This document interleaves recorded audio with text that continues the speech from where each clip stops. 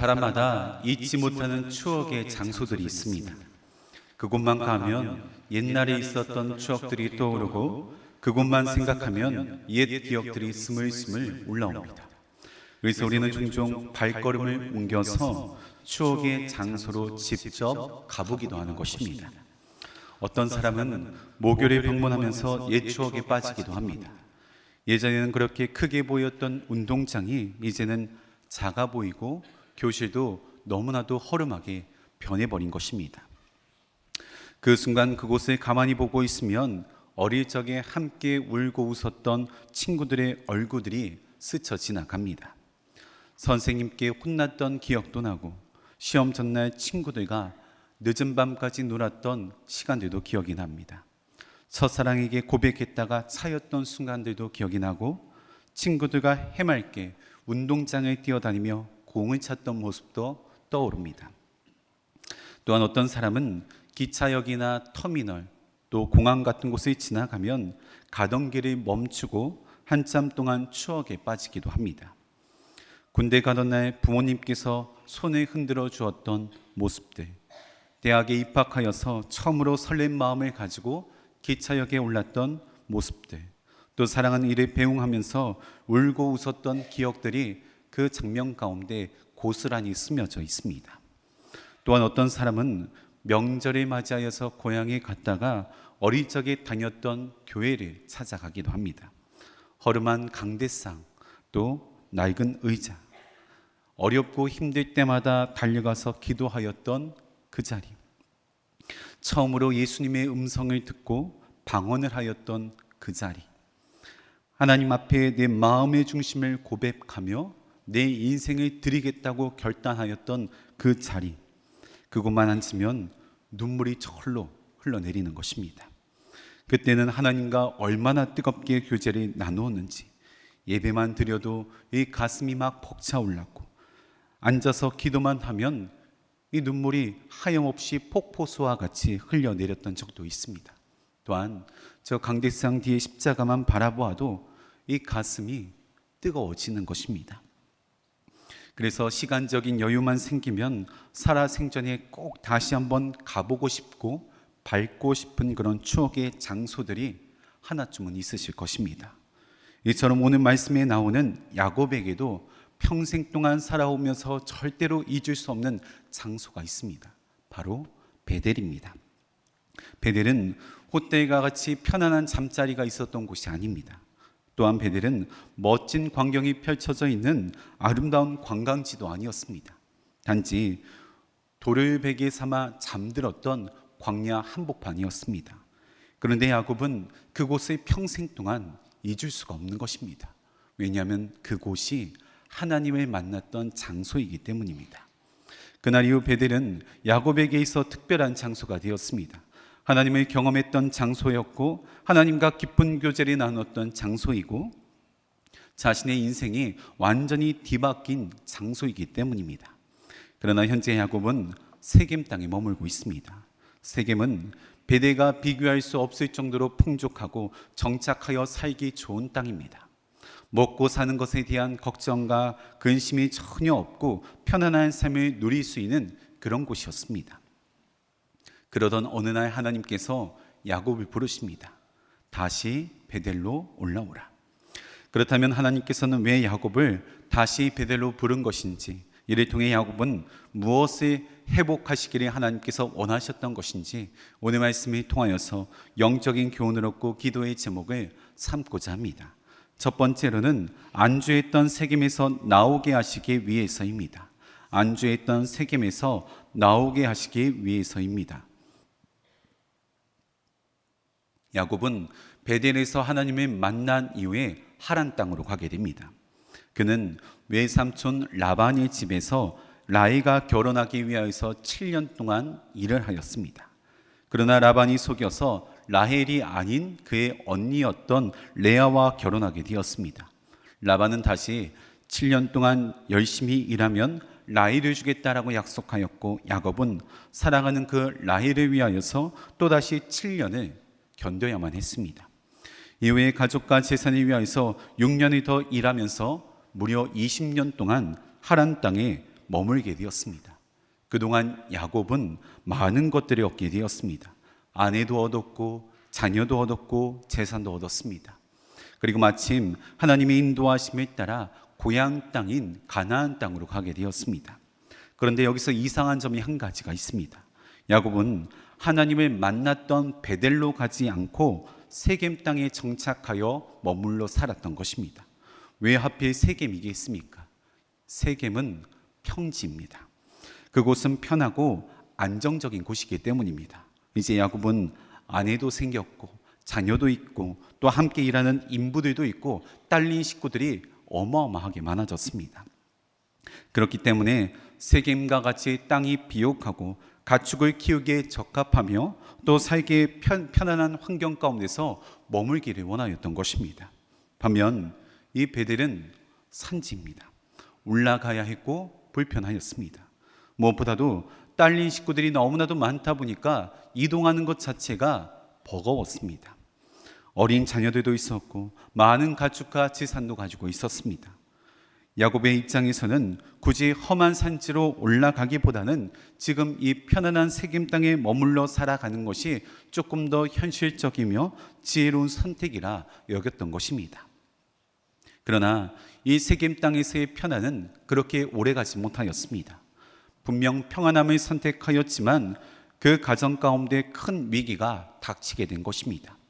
야곱의 딸 디나가 세겜 땅에 있는 여인들을 구경하기 위하여서 나아갔는데 그만 그 땅의 족장이었던 하몰의 아들 세겜에게 겁탈이 당한 것입니다. 디나는 이 마음 가운데 지울 수 없는 너무나도 큰 상처를 받게 되었고 야곱의 가정은 일로 인하여서 큰 상처와 분노가 가득하게 되었습니다. 문제는 여기서 끝나지 않았습니다.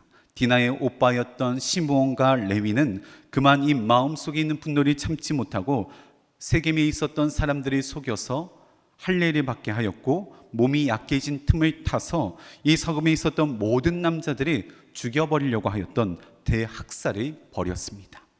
그 뒤 재산을 빼앗고 가축을 빼앗아오고 세겜 땅의 여인들과 아이들까지 다 잡아왔습니다. 야곱은 자녀들의 이런 모습을 보고서 두려움에 사로잡히기 시작하였습니다. 왜냐하면 이 세겜 땅에 살고 있었던 사람들의 보복이 너무나도 무서웠기 때문입니다. 평안하려고 세겜 땅에 머물렀는데 이제는 이 세겜 땅이 두렵고 혼란과 공포의 장소가 되어버린 것입니다. 또한 이 세겜은 육체적으로 보았을 때는 편안한 땅이었지만 영적으로 보았을 때는 결코 안전한 땅이 아니었습니다. 하나님보다 현실의 안정을 붙잡고 머물렀던 자리이기에 야곱과 그의 가족들은 점점 하나님과 멀어지게 되었던 것입니다. 어느 순간 집안에는 이방에 있었던 우상들이 가득 차게 되었고 믿음보다는 세상의 방식에 휩쓸려 살아가게 되었던 것입니다. 오늘 본문의 말씀 2절 말씀 보시면 이렇게 기록하고 있습니다. 야곱이 이에 자기 집안 사람과 자기와 함께한 모든 자에게 이르되 너희 중에 있는 이방신들을 버리고 자신을 정결하게 하고 너희들의 의복을 바꾸어 입으라. 그때 하나님께서는 야곱을 부르시면서 이렇게 말씀하십니다. 다시 베델로 올라가라. 하나님께서는 야곱에게 거기서 버티라, 거기서 끝까지 적응하며 인내해라, 이렇게 말씀하시면서 책망하신 것이 아니라 다시 은혜의 자리로 그를 불러일으켜 세우셨던 것입니다. 처음 하나님을 만났던 그 자리, 돌베개를 베고 눈물로 기도하였던 그 자리, 하나님의 약속을 들었던 그 자리로 다시 올라오라라고 요청하셨던 것입니다. 그 음성을 들은 야곱은 가족들에게 말합니다. 너희 중에 있는 이방신들 다 없애버려라. 자신을 정결하게 하고 의복을 새롭게 갖추어 입어라. 야곱은 비로소 그 순간 가운데 깨닫게 되었던 것입니다.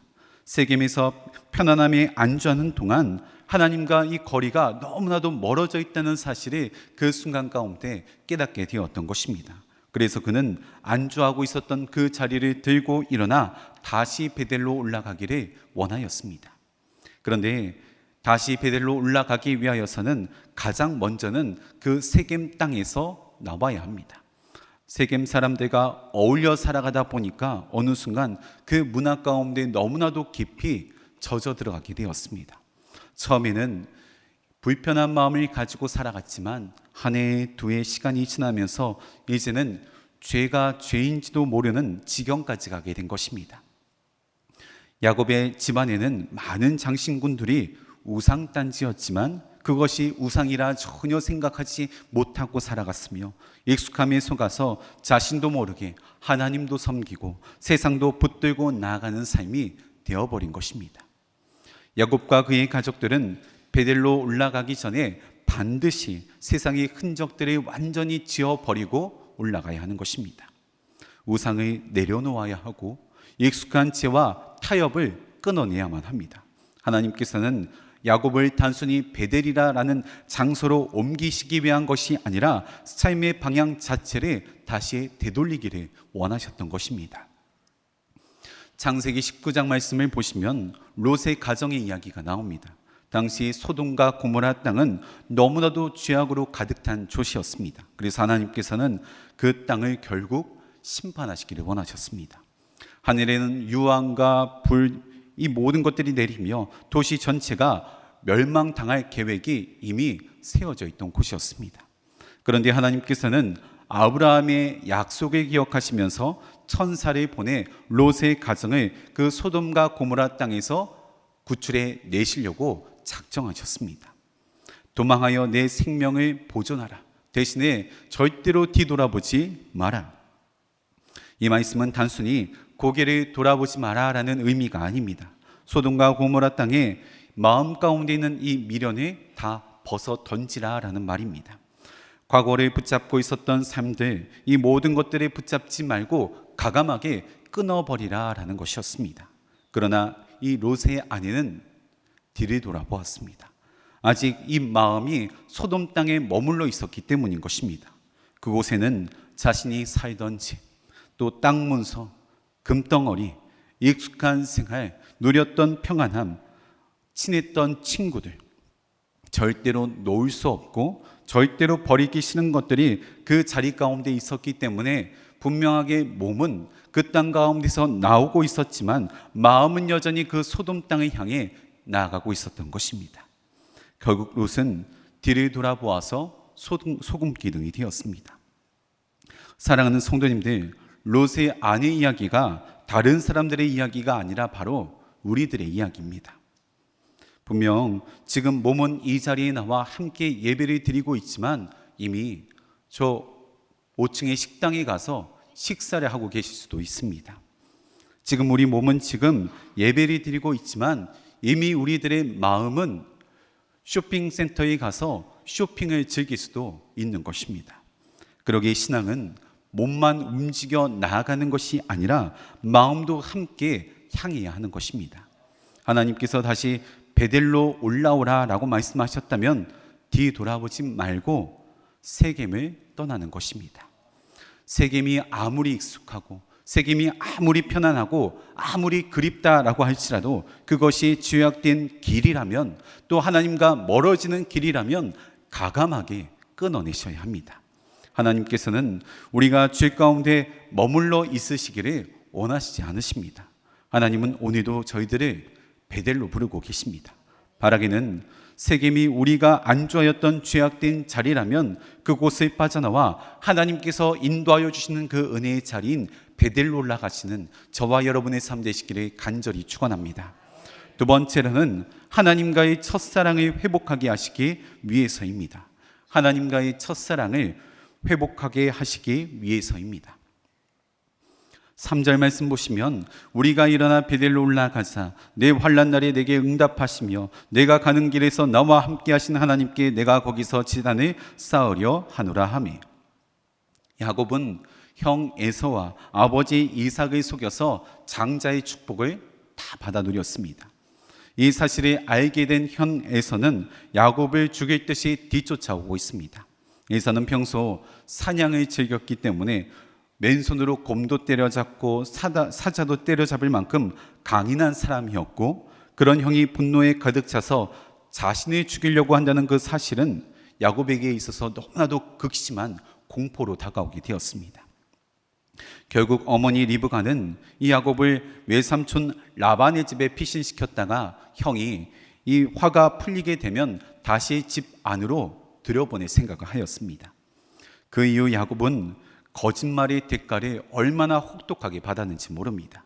집을 떠나와 외로운 도망자의 삶을 살아가게 되었고, 사랑하는 어머니와도 사실상 마지막 이별을 하게 되었던 순간입니다.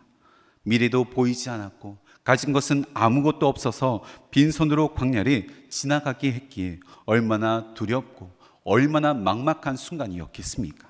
아무도 없는 캄캄한 밤, 깊은 밤에 잠은 제대로 잘 수나 있었겠습니까? 그러던 어느 날 너무나도 지쳐서 돌을 베개 삼아 잠시 누워있는데 그 순간 가운데 깊은 잠에 빠지게 된 것입니다. 그때 야곱은 너무나도 신기한 꿈을 꾸게 됩니다. 사닥다리가 땅에서부터 저 하늘까지 이어져 있고 천사가 그곳을 오르락 내리락 하는 것이었습니다. 그리고 그 순간 가운데 하나님의 음성이 야곱에게 들려옵니다. 나는 너의 아브라함의 하나님, 이삭의 하나님이다. 지금 너가 누워있는 그 땅을 내 자손에게 줄 것이며 내 자손의 티끌과 같이 많아지게 할 것이고 너희 자손으로 인하여서 그 복을 받아 누리게 할 것이다. 너가 어디로 가든지 어디 있든지 너를 지켜 보호하여 줄 것이며 너를 이 땅으로 다시 돌아오게 할 것이다. 야곱이 태어나서 처음으로 하나님의 음성을 들었던 순간입니다. 그동안 말로만 듣고 있었던 그 하나님을 직접 체험하였던 순간입니다. 그동안에는 부모님이 믿고 있었던 하나님, 할아버지 아브라함이 믿었던 하나님이었고 아버지 이삭이 믿고 있었던 하나님이었는데 야곱이 직접 그 순간 가운데 살아계신 하나님을 눈앞에서 목도하였던 특별한 순간이었습니다.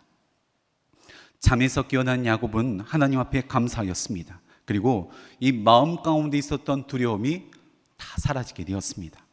야곱은 그동안 나 혼자였는데, 나 정말 외로웠는데, 나 너무 힘들었는데 이런 생각만 가지고 있었지만 어느 순간 하나님이 함께 계시다는 사실이 분명하게 마음 가운데 자리 잡게 되었습니다. 그리고 하나님을 온전하게 바라보는 믿음의 눈이 그 순간 가운데 활짝 열려지게 되었습니다.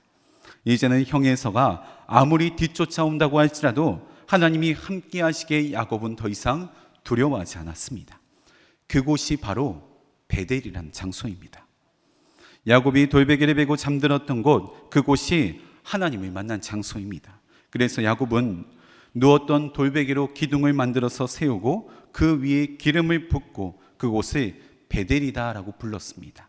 베델은 하나님의 집, 하늘의 문이란 뜻을 가지고 있습니다. 베델은 야곱에게 있어서 하나님을 뜨겁게 만난 너무나도 특별한 장소입니다. 그러니 야곱이 평생을 살아가면서 그 특별한 장소를 잊고 살아갈 수가 있겠습니까? 야곱이 인생을 살아가다가 어렵고 힘든 순간이 마주하게 된다면 가장 먼저 떠오르는 곳이 어디겠습니까? 바로 베델입니다. 앞이 캄캄하고 아무것도 보이지 않는 삶의 긴 터널을 지나는 그 순간 가운데 가장 먼저 떠오르는 곳이 어디겠습니까? 베델입니다. 그런데 어느 정도 시간이 지나자 절대로 잃어버리지 않을 것 같았던 그 베델을 야곱은 잊고 살았던 것입니다. 하나님께서 다시 베델로 올라오라고 부르실 그 순간 가운데 그동안 먹고 사는 것에 바빠서 재산을 모으고 가족들을 지키는 것에 너무나도 집중하다 보니까 하나님을 처음 만났던 그 감격들은 온데간데 잊어버리고 완전히 잊혀진 채 살아가고 있었음을 그 순간 깨달았던 것입니다.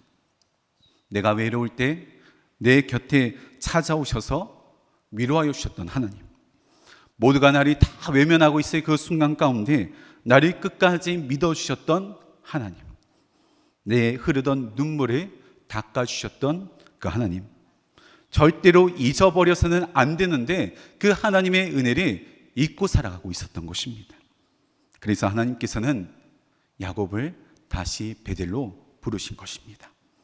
사실 예수님을 믿는 사람이라면 어느 누구나 베델, 이 추억의 장소들이 있습니다. 하나님과 뜨겁게 교제를 나누며 동행하였던 내 추억이 가득한 잊지 못할 장소가 있다라는 것입니다. 개인적인 이야기를 해서 죄송하지만 저에게도 베델이 있습니다. 바로 저의 베델은 병원입니다. 20대 중반에 의료사고로 인하여서 1년 동안 병원에 입원하였던 적이 있습니다. 그 전까지는 부모님이 만났던 하나님을 제가 믿고 있었다면 병상에 있는 동안 진짜 하나님을 만나게 되었던 것입니다. 죽음 직전에 갔을 그 순간 가운데 하나님께서 저에게 보여주셨던 환상들, 수술이 너무 아파서 잠들 수가 없을 정도로 고통스러운 그 순간 가운데 제 귀에 너무나도 명확하게 들려주셨던 그 하나님의 음성.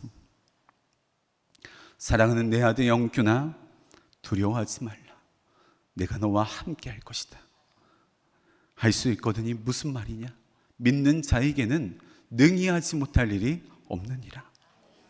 사랑하는 성도님들, 성도님들의 베델은 어디십니까? 그동안 삶에 치여서 바쁘게 살아가다 보니까 베델을 잊고 지내신 것은 아니십니까? 오늘 이 시간 하나님께서는 다시 우리들에게 베델로 초청하고 계십니다. 처음 하나님을 만나 눈물을 흘렸던 그 자리, 처음 하나님께 기도응답을 받았던 그 자리, 처음 하나님의 사랑에 뜨겁게 감격하였던 그 자리들을 기억하실 것입니다.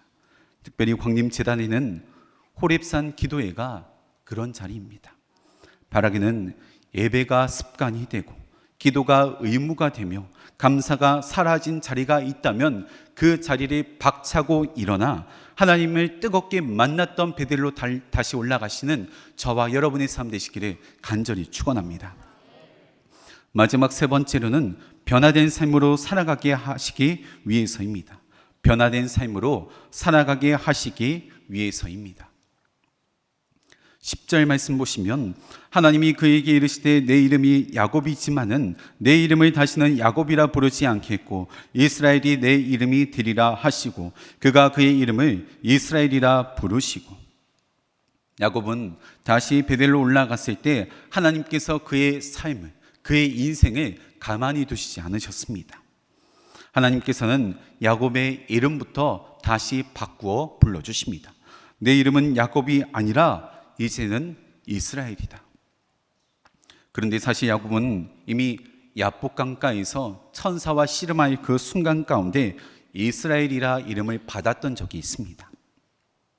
형 에서를 만나기 전날 밤 두려움 속에서 하나님과 대면하는 그 순간 가운데 내 이름을 다시는 야곱이라 부를 것이 아니요 이스라엘이라 부를 것이다 라고 분명하게 하나님께서 말씀하여 주셨습니다.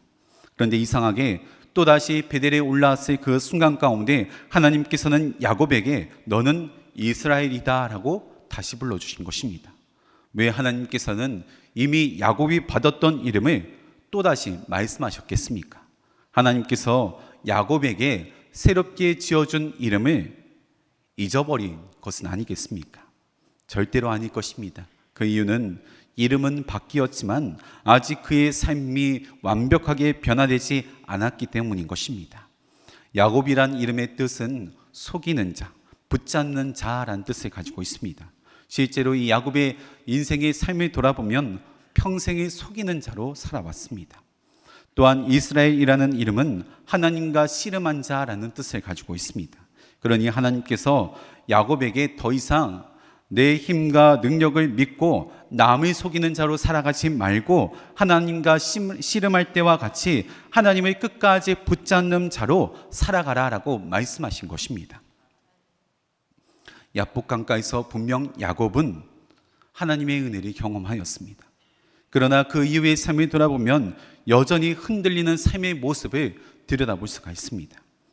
하나님께서 베델로 다시 올라오라 하셨지만 여전히 세겜 땅에 머물러 있었고 가정 안에는 여전히 우상단지들이 남아 있었으며 자녀들은 세상의 방식대로 살아가고 있었던 것입니다. 이름은 이스라엘로 바뀌었는데 삶은 여전히 야곱처럼 살아가고 있었던 것입니다. 그래서 하나님께서는 베델로 다시 부르셨던 것입니다. 너는 야곱이 아니라 이스라엘이다. 이것은 단순한 이름의 번복이 아니라 이제는 정말 그 이름에 합당한 삶을 살아가라. 절대로 과거의 야곱으로 돌아가지 마라. 더 이상 너는 속이는 자가 아니라 하나님의 사람으로 살아가라. 하나님께서 이 야곱의 정체성을 다시금 붙잡고 살아갈 수 있게끔 일으켜 세우신 순간이었습니다. 이스라엘 백성들도 하나님의 백성이기 때문에 선민이다, 하나님의 백성이다 이렇게 불리었지만 광야 생활을 하는 내내 그 이름에 합당하지 못한 삶을 살아갔습니다. 그래서 저는 개인적으로 생각하기에 이 이스라엘 백성들이 그 이름에 걸맞는 합당한 삶을 살아갈 수 있도록 하나님께서 계속해서 그 광야길을 돌게 하셨다라고 여겨집니다. 이름만 하나님의 백성이지 삶 자체는 하나님을 믿는 백성과는 전혀 동떨어진 삶을 살아가고 있었던 것이 그들의 삶이었습니다. 우리 또한 마찬가지입니다. 세상 사람들이 저희들을 향해서 크리스천이라고 부릅니다. 크리스천은 그리스도를 따라가는 삶이란 뜻을 가지고 있습니다. 그런데 아무리 생각해 봐도 이름에 걸맞는 그리스도인을 따라가는 삶을 살아가야 하는데 겉모습만 크리스천으로 살아갈 때가 얼마나 많은지 모릅니다. 그리스도를 따라가는 삶이라면 날마다 예수님처럼 내 생각을 또 내 자아를 내 욕심을 십자가에 못 박는 것입니다. 비록 우리들도 예수님처럼 인간의 몸을 입고 이 땅 가운데 왔지만 생각으로 마음으로 죄를 짓지 않고 거룩함을 지키기 위하여서 이 땅 가운데서 끊임없이 죄와 싸워 나가는 것입니다. 그리고 예수 그리스도를 증거하는 삶을 살아가는 것입니다. 이러한 삶이 크리스천의 삶입니다. 그런데 이론적으로는 너무나도 잘 알고 있습니다. 마음으로는 수도 없이 내가 그렇게 살겠다고 다짐하고 고백하고 결단하였습니다. 그러나 막상 삶을 돌아보면 크리스천과는 동떨어진 삶을 살아가고 있는 것이 저희들의 모습입니다. 그렇다면 어떻게 해야 크리스천의 삶을 살아갈 수가 있겠습니까? 2절 하반절 말씀 보시면 이렇게 기록하고 있습니다. 너희 중에 있는 이방 신상들을 버리고 자신을 정결하게 하고 너희들의 의복을 바꾸어 입어라. 이방 신상들을 버리라. 자신을 정결하게 하라. 의복을 바꾸어 입으라. 이 말씀은 단순히 겉옷을 갈아입으라 라는 말이 아니라 삶 자체를 완전히 뒤바꾸어라 라는 말씀인 것입니다. 기존에 내가 입고 있던 옷을 아무리 깨끗하게 빤다고 할지라도 그것만으로는 충분하지 않다라는 것입니다. 기존의 옷을 완전히 벗어 던지고 새로운 옷으로 완전히 갈아입어야지만 크리스천의 삶을 살아갈 수 있다라고 성경은 저희들에게 분명하게 말하고 있습니다. 어떻게 예수님을 따르는 삶을 살아가는데 여전히 세상 가운데서 입고 있었던 옷을 그대로 입고 살아갈 수가 있겠습니까? 어떻게 하나님의 사람이라고 말을 하면서 여전히 미움의 옷, 욕심의 옷, 음란의 옷, 교만의 옷을 입고 살아갈 수 있겠습니까? 우리가 야곱이었을 때는 여전히 내 감정대로, 내 욕심대로 행동하고 말하고 생각하였다면 이제는 더 이상 하나님께서 저희들이 야곱이라 불러주시지 않으시고 이스라엘이라고 불러주십니다. 그렇다면 이제는 그 새로운 옷을 입은 사람답게 흙먼지를 멀리하고 이 새 옷이 더럽혀지지 않기 위해서 깨끗함을 유지하기 위해서 무던히 애를 써야 하는 것입니다. 크리스천의 새로운 옷으로 갈아입고 말하고 생각하고 행동하며 살아가야 합니다. 이전에는 내 자존심이 중요하였다면 이제는 하나님의 뜻이 더 중요한 삶으로 바뀐 것입니다. 이전에는 세상의 성공만을 바라보며 살아갔다면 이제는 하나님 나라를 위하여서 살아가는 삶입니다. 사랑하는 성도님들, 하나님께서는 오늘 우리들에게 도전하십니다. 다시 베델로 올라가라. 베델은 그저 옛날 기억이 가득한 추억의 장소가 아닙니다. 우리가 다시 붙잡아야 할 삶의 현장이며 내 삶이 어렵고 힘들고 지칠 때마다 다시 붙잡아야 할 삶의 지침서입니다. 지금 혹시 세겜 땅에 머물고 계시지는 않으십니까? 익숙함과 안일함에 속아서 하나님보다는 다른 것에 마음 뺏겨 살아가고 있지는 않으십니까? 그러면 우리는 다시 벌떡 일어나 베델로 올라가야 합니다. 처음 사랑을 회복하고 처음 은혜를 회복하여서 다시 그 하나님의 사랑과 은혜를 붙잡고 살아가야 하는 것입니다. 바라기는 다시 베델로 올라가라, 이 하나님 말씀 가운데 순종하여서 처음 하나님과 뜨겁게 교제 나누었던 첫사랑을 회복하시는 저와 여러분의 삶 되시기를 간절히 축원합니다. 함께 기도하시겠습니다. 우리를 사랑하시되 끝까지 사랑하시는 하나님 아버지, 야곱을 베델로 다시 부르신 하나님의 음성을 통하여서 저희들의 믿음을 돌아보게 하시니 감사를 드립니다. 하나님께서 베델로 다시 부르실 그 순간 가운데 우리 안에 버려야 할 세겜이 있다면 과감하게 버리게 하시고 끊어내야 할 죄악들이 있다면 벗어던지게 하여 주시옵소서. 하나님을 처음 만났던 뜨거운 첫사랑이 온전하게 회복되게 하시고 다시 베델로 올라가 하나님의 사랑과 은혜 안에 머무르는 믿음의 삶 살게 하여 주시옵소서. 그리하여 겉모습만 크리스천으로 살아가는 것이 아니라 삶이 완전히 변화된 크리스천의 삶을 살아갈 수 있도록 인도하여 주시옵시며 크리스천의 이름에 걸맞는 믿음의 삶 살아갈 수 있도록 인도하여 주시옵소서. 예수님께서 우리에게 주신 새 옷으로 갈아입고 나를 대신하여 십자가에 달려 죽으신 예수님처럼 십자가를 따르는 귀한 믿음의 삶 살아갈 수 있도록 인도하여 주시옵소서. 성령이 도우실 것을 믿사오며 우리 주 예수 그리스도의 이름으로 기도하옵나이다. 아멘.